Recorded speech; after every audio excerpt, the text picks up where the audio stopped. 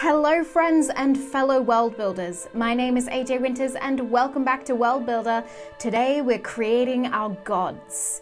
Now, over the last 13 episodes we have been talking about the War of the Gods, and after diving into the history of the Trilands last week, we realized that these deities and their feud is pretty crucial to the context of the continent.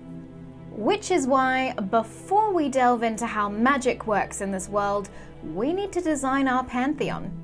So let's get stuck in, shall we?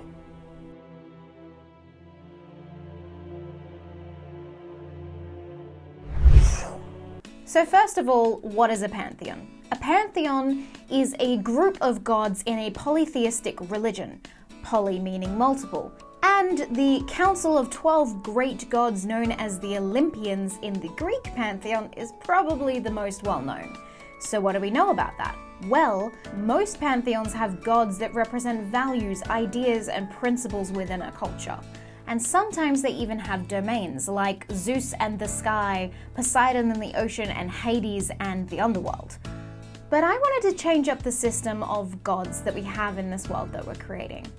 I do like domains as part of the god's structure, like they have in D&D, or the real-world example of ancient Egypt, which was later then Greek and Roman. But most of the domains that I found have a very loose copy and paste formula. You've got the natural things like harvests or storm gods. There's usually a domain of death because for mortals that's a very important factor in their existence.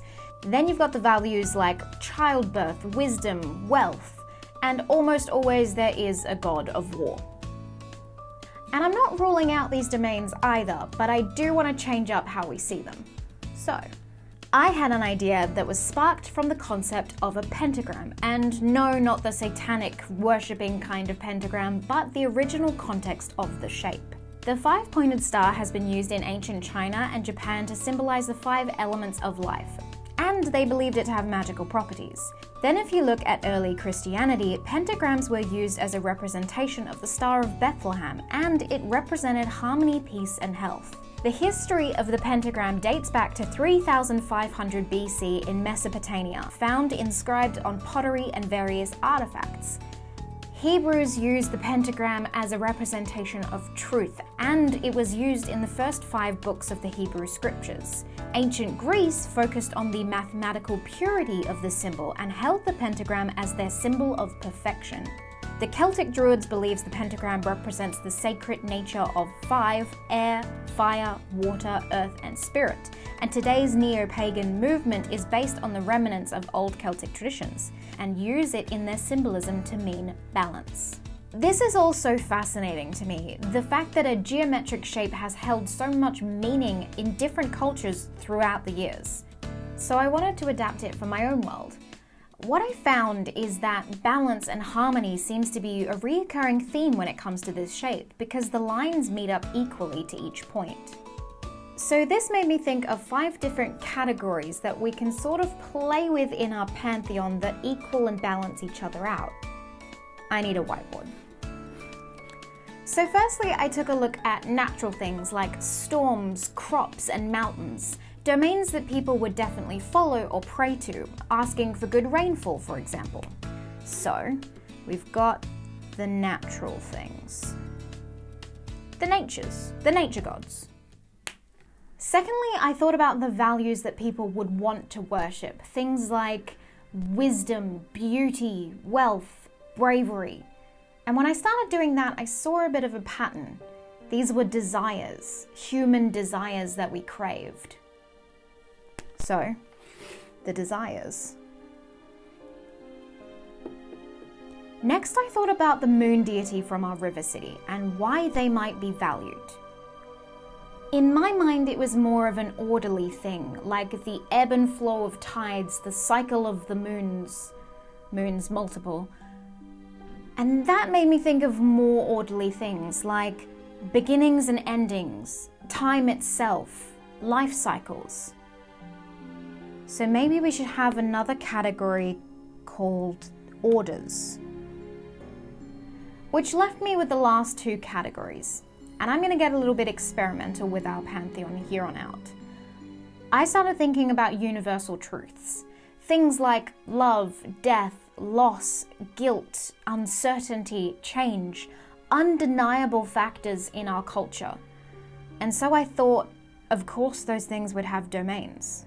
So, the truths are our fourth category. And for our last category, I thought of something that we said last week. When we talked about myths and legends, there was one particular one about a deity that ran and hid from a marriage to a beast, an arranged marriage within the Pantheon. And that made me start considering that these gods don't need to be humanoid, they could be entities, primal things within us. Then I started thinking about other things that are primal, and I thought about hunger, a festering hunger that consumes the world, beings and nature. Sex, dominance, fight, fear. Yeah, the primals.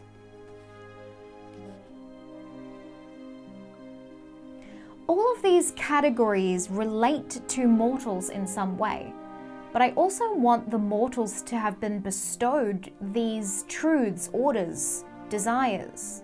So really, the gods are a part of them, and vice versa. The balance comes from these 5 families. Families is an interesting way to put that. Okay, I'm gonna run with it. The truths, the natures, the orders, the desires, the primals. These are our domains, or the families within our pantheon. And, like a good pentagram, they balance each other out.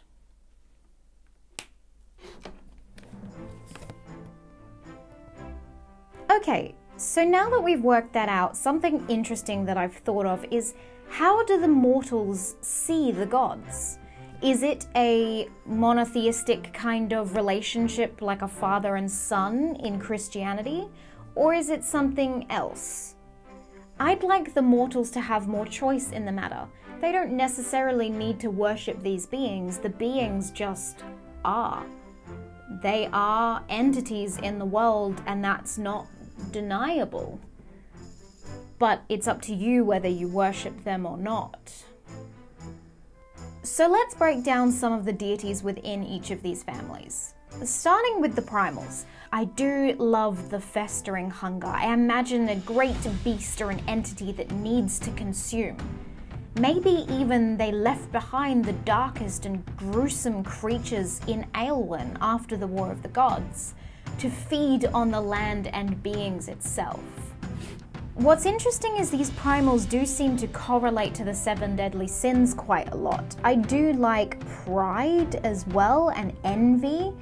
I feel like these are base instincts, things that we quell or unintentionally give flame to. Sex is a given. I think violence is also a primal instinct. I guess you could also call that wrath. Maybe we should find a different word for that. What I'm also thinking is that fight or flight is a base instinct. So maybe there is fight and fear, which is basically what flight is. And the biggest thing of all that is our primal instincts is security or safety. God of security? It's not really a good god, is it? It doesn't sound very powerful. Safety, self-protection, preservation. Preservation. Yes, I'm liking that. Okay, let's move on to the desires. We had quite a few that we listed off before, which I really loved. We had knowledge, beauty, wealth, bravery. But I'm also thinking things like status is a desire, validation. The god of validation, that is a sick concept. I know that we all seek validation and intention in some way or another, but having a full god dedicated to validation seems a bit vain. I like it though. Prosperity, purpose, pleasure. There's a lot of P words. Peace, power. Ooh. We could also have things like illusion or war, because those things are desired. They aren't truths, natures, or orders.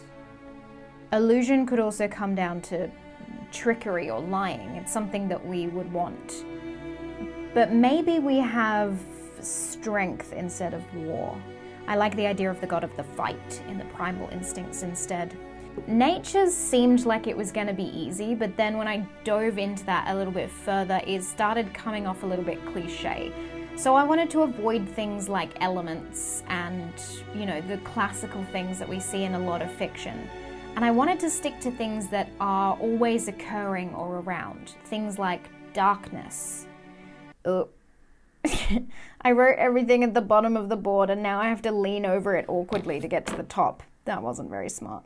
Okay, my writing's gonna get terrible. Darkness.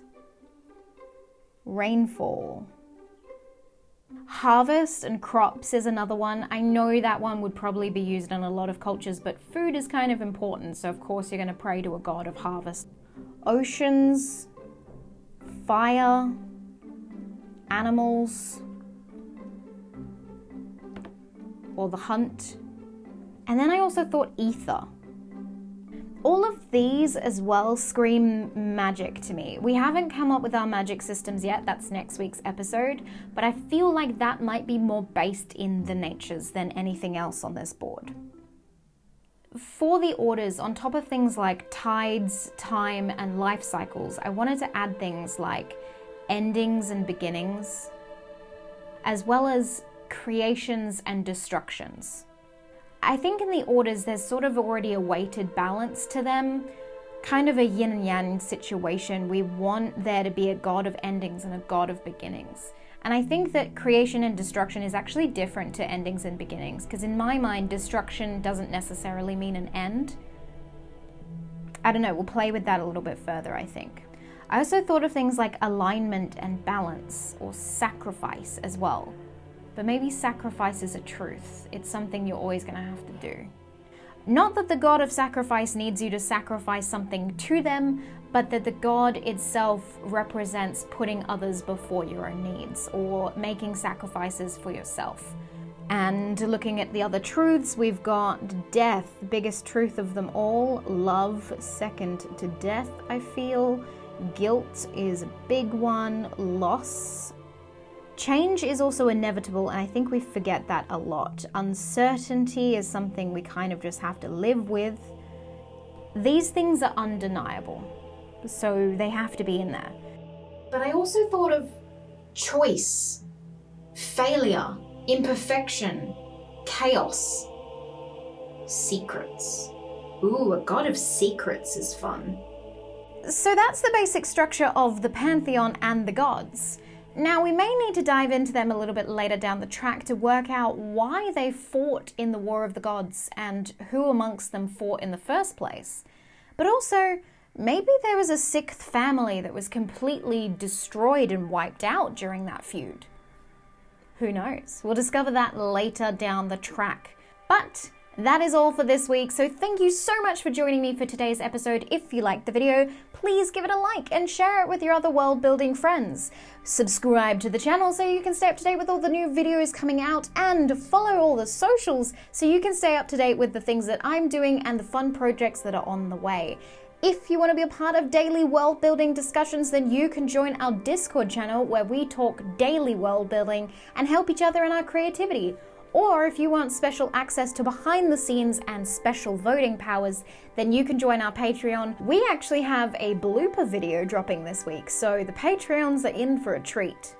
Big shout out for all of the contributions and support for this show and this channel so far. Thank you so much, and massive thank you to Hope for Tabletop RPGs on Twitter for getting our subscriber count to over 200 today. That is incredible. We are actually going to be hosting a fun little event at the end of the month as a big thank you to all of you guys. So stay tuned for the updates on that. In the meantime, next week we're going to be diving into magic systems in our world to finally work out how magic works. I am so excited. But until then, I'll see you next week.